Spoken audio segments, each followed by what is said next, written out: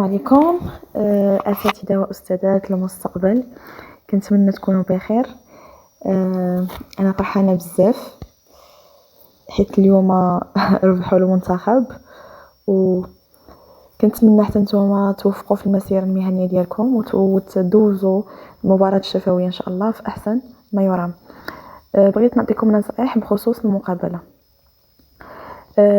أول حاجة اللي هي مهمة بزاف، ما توترش. يعني التوتر حاول انك تتغلب عليه، لان دير في بالك وفي واحد الحاجه ان اللي مكتبه لك هي اللي غادي تكون. يعني ديك اللجنه كدير غير خدمتها حتى هي كدوز واحد السيرفيس ديالها. يعني هي ماشي ناويه انها تضرك ولا انها تنفعك. يعني عادي تهضر معهم عادي وتضحك معهم عادي، هذيك التوتر ما عنده لاش. غير التوتر غير كيخلي ديك الكلمات وديك الافكار وديك الجمل اللي انت موجدهم كلهم كيمشيو. ديكشي علاش حاول انك تدرب انك ما توترش. حيت كاع اللي كنعرف فشلو في المقابله الشفويه خرج عليهم غير التوتر، وبالرغم ان الاسئله كانوا ساهلين. مهم هذه هي الخطوه الاولى. مازال الوقت فين انك تدرب حدا المرايه انك تهضر. دير مقابله شفويه مع شي صديق، مع شي اخ، باش انك تدرب. حاول تهضر بزاف باللغه العربيه، لان كينقطوا على هذه القضيه ديال اللغه العربيه انك تهضر بها. ممنوع الدارجه، حاول ما امكن انك تهضر باللغه العربيه. وخا يسولوك ما بالدارجه كيسولوك فخ، يعني كيبغيو يقولبوك باش انك انت تجاوب بالدارجه، ولكن خصك تجاوب باللغه العربيه. سولك بالفرنسيه غتجاوب بالفرنسيه. دونك عندك جوج لغات اللي هما رسميين انك تهضر بهم، عندك اللغه العربيه وعندك اللغه الفرنسيه. الدارجه حاول ما امكن انك ما تجاوبش بها، واخا يسولك هما بالدارجه. احنا وصلنا حاليا البلاصه ديال المباراه. حاول انك تكونسونطرا، ما تسولش لي كانديدا اللي معاك، ما تهضرش معاهم بزاف. حاول تجي قبل الوقت وتكونسونطرا في شي بلاصه وترتب افكارك وتهدأ من روعك تهدأ من حالك باش توجد راسك للمباراة. ملي غتدخل القاعة هي كيكون قسم عادي، اول حاجه ما تدخلش حتى يعني خصك تدق في الباب وتسناهم حتى يقولوا لك دخل عاد باش تدخل. كيكون واحد الكرسي كيتسناك باش تجلس عليه، ولكن ما تجلسش عليه حتى يطلبوا منك انك تجلس، حيت بعض المرات شي واحد كيجلس كيقول لي شكون قال لك يجلس؟ الاستاذ ما كيجلسش في القسم، الاستاذ خصو يبقى واقف.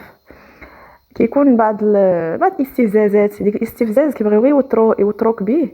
داكشي علاش كنتجنبوا هذاك الاستفزاز من الاول باش كنربحوا هذيك الراحه النفسيه، ما كنتوتروش وكنربحوا الوقت وكنربحوا ديك الراحه النفسيه. بالنسبه قلت لكم بالنسبه فاش غادي ندخل القاعه كنتسنى منهم حتى يقولوا لي جلس. دابا حاليا كنتفكر لك الاجواء اللي مريت بها انا في المقابله، صراحه كانت تجربه زوينه. هذوك المفتشين كيكون جوج ديال المفتشين، واحد ديال اللغه العربيه وواحد اللغه الفرنسيه. بعض المرات كيكون مزدوج، مفتش مزدوج يعني عنده علاقه باللغه العربيه والفرنسيه. وكيكون استاذ الابتدائي او لا استاذ ديال التخصص اللي كنتي غدوز تخصص في الماده، مثلا استاذ ديال الرياضيات، استاذ ديال الابتدائي في كيكون حتى هو. ملي غتجلس اول حاجه غيسولوك عليها هي لا بريزونطاسيون. بريزونتيفو، يقدر يقول لك ان فرونسي بريزونتيفو، يقدر يقول لك قدم نفسك.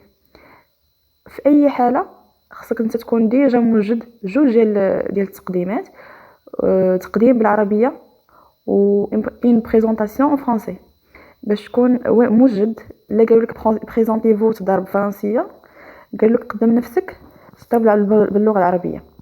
بالنسبه للتقديم عندي بعض النصائح. اول حاجه هو ان في التقديم شنو كيكون فيه الاسم الكامل، مكان وتاريخ الازدياد، عنوان السكن والسن ديالك، الحاله العائليه عازب متزوج، والشواهد المحصل عليها مع ذكر المؤسسه فين خديتيهم، التخصص ديالهم، والسنه اللي خديتي فيها هاد الدبلومات. من بعد ممكن انك في التقديم تذكر التدريب لي ستاج اللي درتيهم، ولكن والمؤسسه اللي درتي فيها لي ستاج والمده اللي دوزتي في التدريب. هنا خصك ديجا تكون موجد واحد لا كيسيون اللي هو يعني راه باينه غيسولوك عليه. هو شنو استفدتي من التدريب، شنو استفدتي من الستاج، خصك تكون موجد شنو استفدتي، شنو زادك، شنو هو لا فالور اجوتي اللي زادك هاد الستاج. فهمتي؟ دونك هاد السؤال غتوجهو على جنب.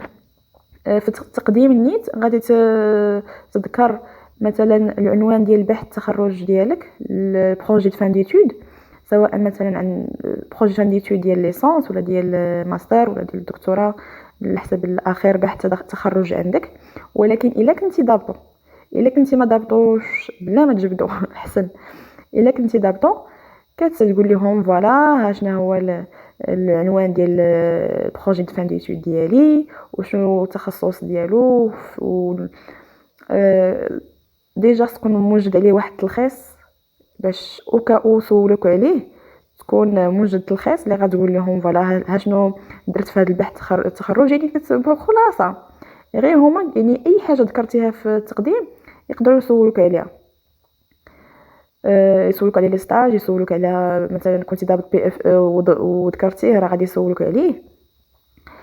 ممكن تذكر الهوايات ديالك، تقول لهم مثلا كندير الرياضه. هنا الرياضه ممكن يسولوك واش كدير رياضه فرديه ولا جماعيه، واش كيعجبك هنا باش يدخلوا لك ديك القضيه ديال واش كيعجبك تخدم اون جروب ولا لا.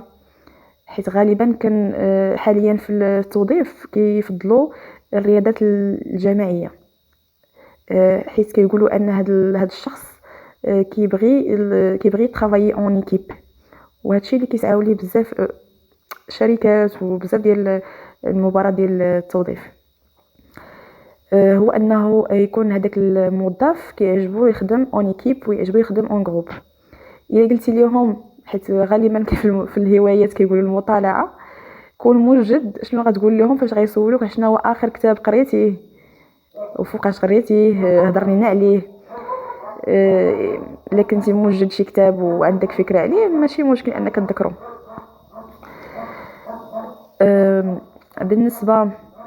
بالنسبه عاوتاني ممكن تهضر على اللغات اللي كتتقن، حيت كاين اللي تبارك الله كاين اللي عنده داك الذكاء اللغوي كتلقاه متمكن بزاف ديال اللغات، اللغه الفرنسيه، عربيه، اللغه الايطاليه، اللغه الالمانيه.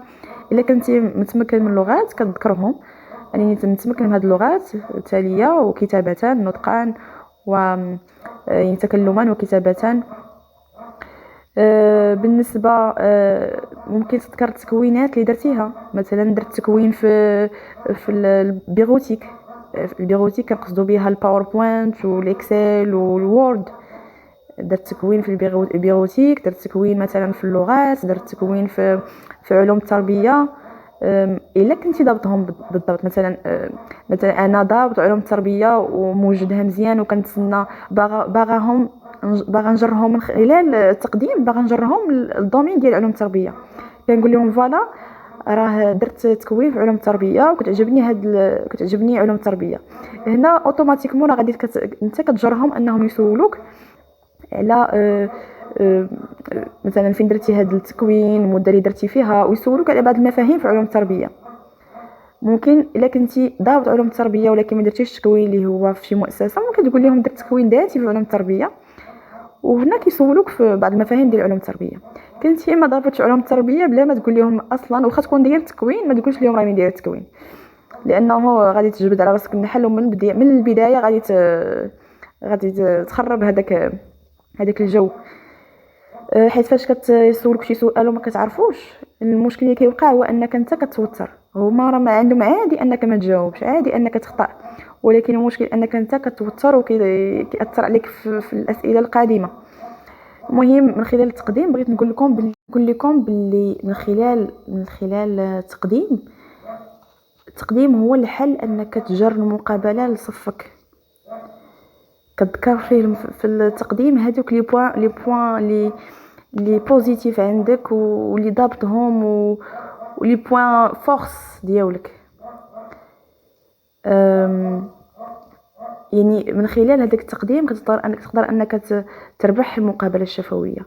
بالنسبه للجنه ماشي بالضروره خصهم انهم يسولوك في الفرنسيه وفي اللغه العربيه وفي الرياضيات وفي العلوم، لا، هما عندهم مثلا في كل كانديدا خصهم يدوزوا معاه 30 دقيقه ولا 40 دقيقه. ممكن ديك 40 دقيقه تدوزها وانت كتهضر غير على البي اف او ديالك، وفاش كيحسوا بك انك ما متوترش وانك ضابط امورك، يعني ما كيديروا لك فاليدي، كيديروا لك انك متوفق في جميع المكونات واخا ما سولوكش فيها. في حين مثلا مع البديه سولوك، مثلا انت ذكرتي ليهم واحد ستاج وسولوك شنو استفدتي من ستاج، بقيتي كتمتم تما وتلفتي صافي. تما ممكن انهم كاع يسولوك في المكونات الاخرى ويحكموا عليك انك ما ضبطش امورك. يعني بغيت نقول لكم باللي التقديم هو السر، هو السر المقابله الشفويه.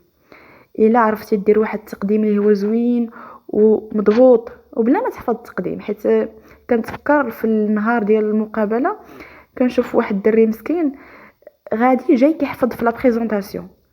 لا بريزونطاسيون ما كتحفظش، لا بريزونطاسيون كنخدموا عليها، ولكن في ديك اللحظه هذه كان ممكن نقولوا حوايج اخرين، ممكن اننا نقصوا حوايج، المهم كتكون يعني سبونطاني، ماشي حافظها ومين توحل ليا شي كلمه نبقى كنتفكرها. يعني كتكون ديك الساعات شنو ما خرج لك راه عدي به. ولكن انك تبقى مبلوكي حيت واحد الكلمه نسيتيها، لا.